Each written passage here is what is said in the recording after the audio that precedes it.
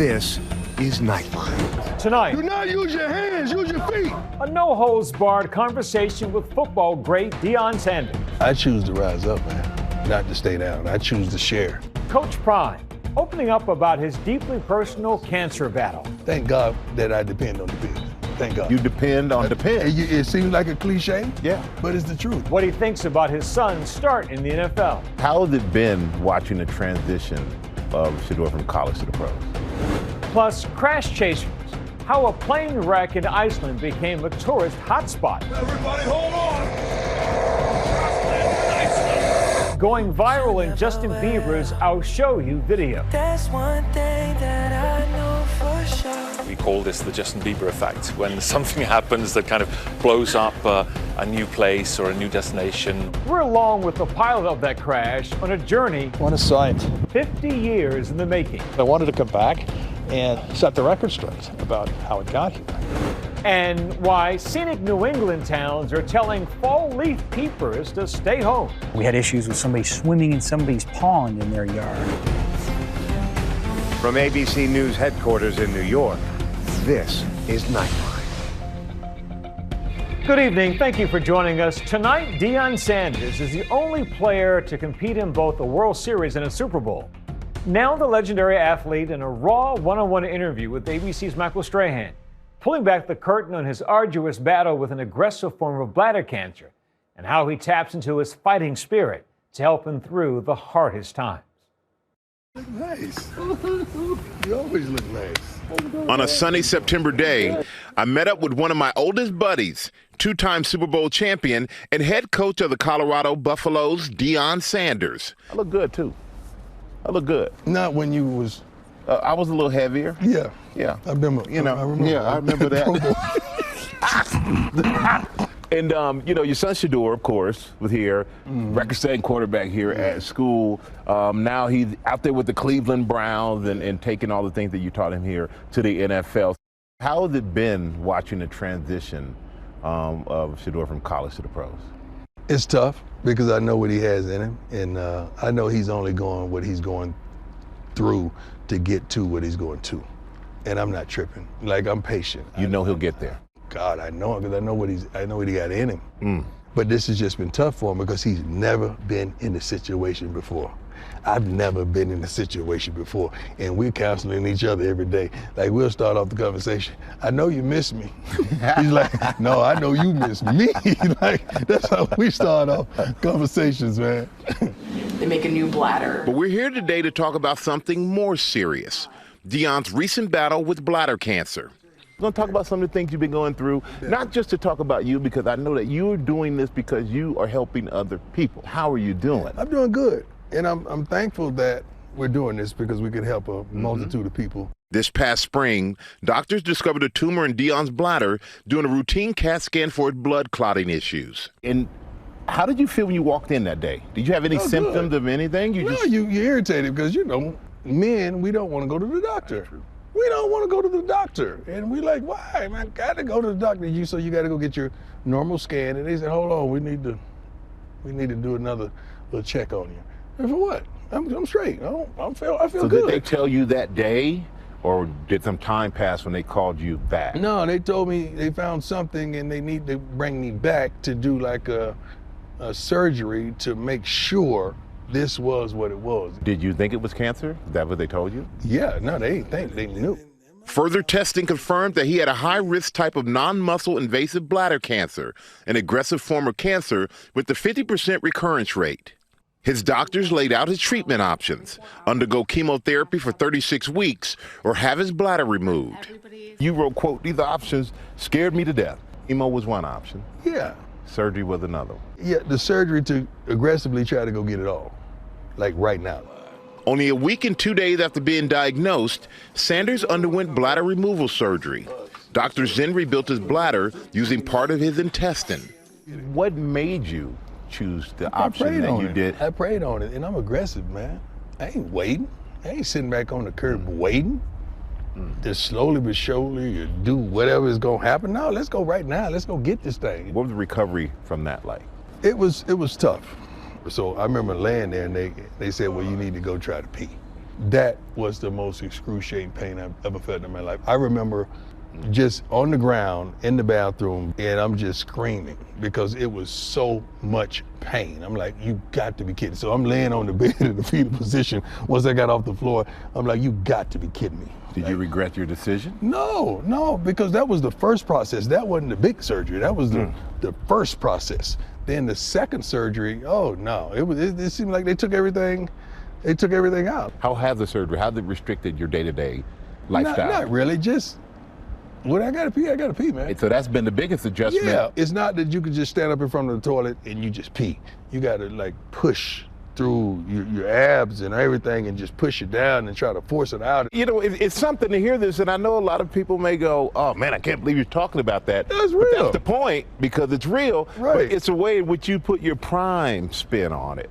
True, because I'm honest, man. And you know how many people are going through this foolishness, but men never talk about stuff like this. We hide it because we want to be big and strong and massive and not vulnerable. No, man, this is real.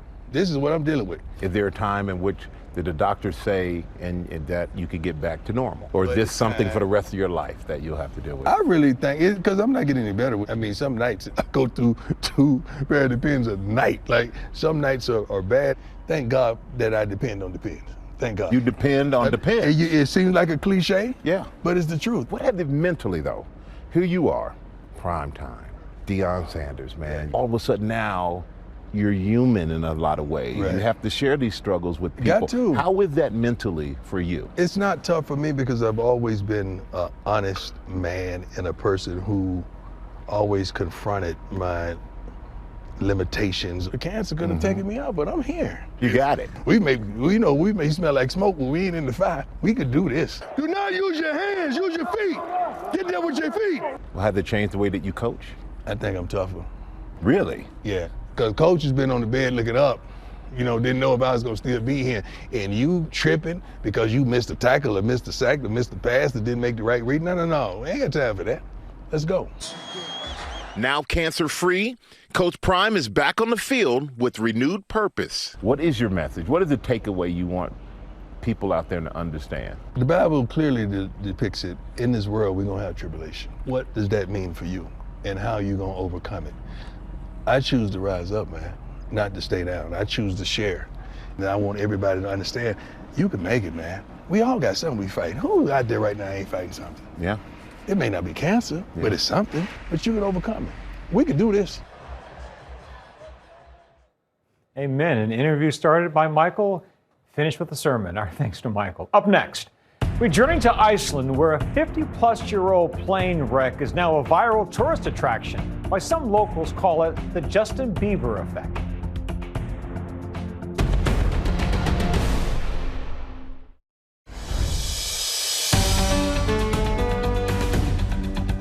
Welcome back. Iceland is known for its extraordinary beauty, glaciers, geysers, and natural hot springs. But a rotting hulk of metal has become one of the country's most popular tourist attractions. ABC's Maggie Rulli journeys there with the pilot who helped crash land it 5 decades ago. Hidden among the glaciers, lagoons, and fjords of Iceland is an unlikely tourist hotspot. In the land of fire and ice, it's this rotting hunk of metal that's now become a must-visit destination. This plane crash. I highly recommend checking it out if you're in Iceland. Everybody hold on! This weathered American military plane has been abandoned on this black sand beach for more than 50 years, since it crashed on the Sólemasander coast in 1973. We traveled to Iceland, making the hours-long journey. This landscape's incredible. You do feel like you're just on an entirely different planet. To find out why this U.S. Navy plane ended up here and what happened to those on board. Decades on, the mystery and beauty of this crash has now taken on a life of its own. It was first featured in Icelandic rock band Sigur Rós' visual album Heima. Then in the Bollywood film Diwali.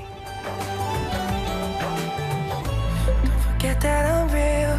And when Justin Bieber skateboarded across the top of it in his I'll Show You music video, the landmark's popularity skyrocketed and cemented its place in pop culture. We actually, in tourism in Iceland, we call this the Justin Bieber effect. When something happens that kind of blows up a new place or a new destination or some point of interest that wasn't very interesting before. The eerie terrain inspiring some to even take Star Trek-inspired photos on location. It's incredible to be standing here knowing that hundreds of people make the trek here every day to this plane crash in the middle of miles and miles of barren, remote landscape. Like every single person I've heard has talked about this plane wreck. Really? Yeah. What is it about a plane wreck on the beach that feels so alluring? It's just that picture of that plane there sitting here for so many years and enduring. Thousands of miles away in Memphis, We've just finished packing for our Iceland adventure. Greg Fletcher is making his way to Iceland. Beautiful. But Greg has been here before, more than 5 decades ago. It's still a unique place, and I owe my life to that airplane. And what's it like being here? It's surreal. It's surreal. It was Greg who crash-landed that plane, and today he'll finally reunite with what he calls the old bird. Good grief. What a sight.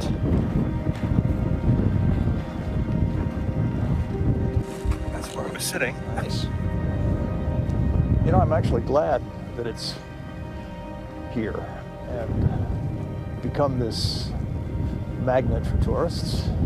It's this sort of iconic thing. Wanted to come back and set the record straight about how it got here. I think the real story is every bit as interesting, maybe more interesting than the false one.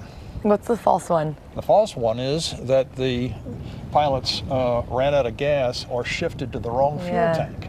And that's, you know, not how it happened. Back in 1973, Greg was just 26 and was out flying the day before Thanksgiving. One of the worst days and one of the best days of my life. I was a very lucky man. Very, very lucky.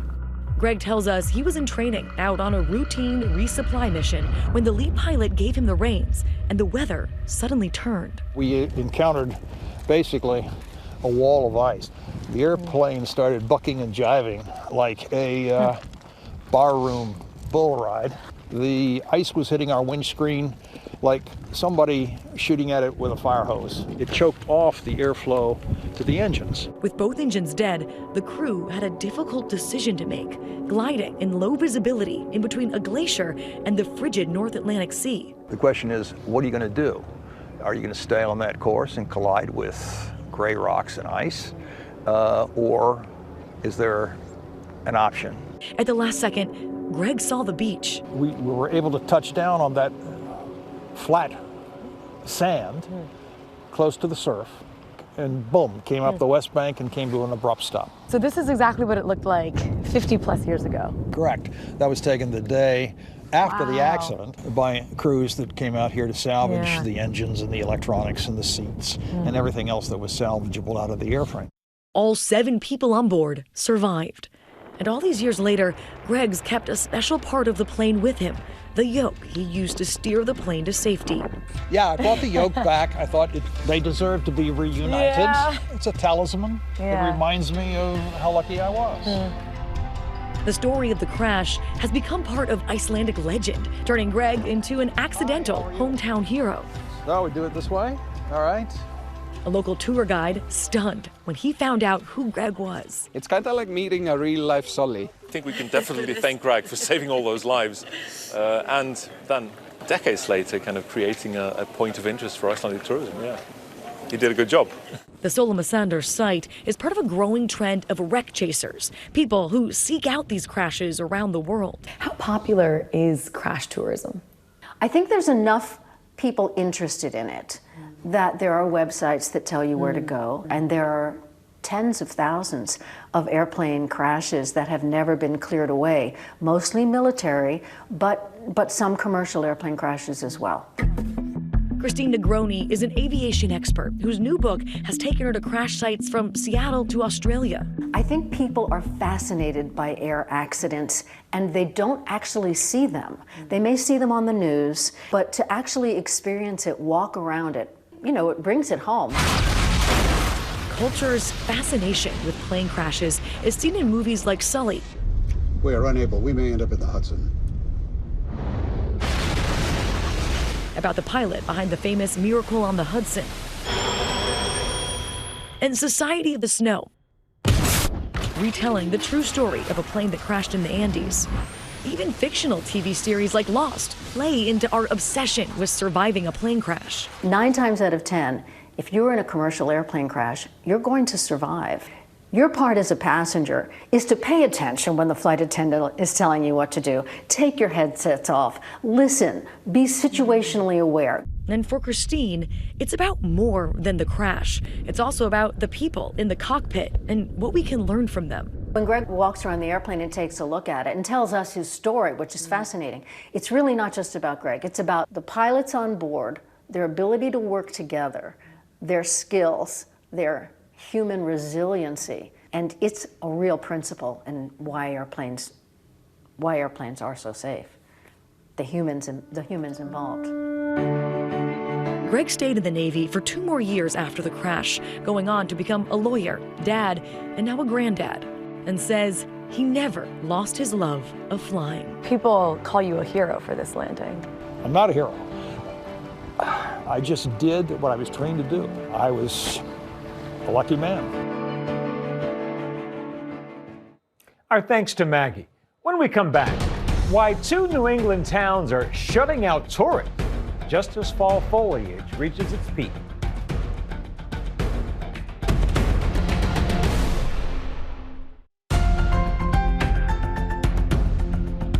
And finally tonight, for New Englanders, autumn is the most wonderful time of year. The landscape turns its most striking shades of red, orange, and yellow. But some towns say the crowds and influencers who are flocking for foliage are ruining the experience for the residents themselves. Here's ABC's Rhiannon Alley.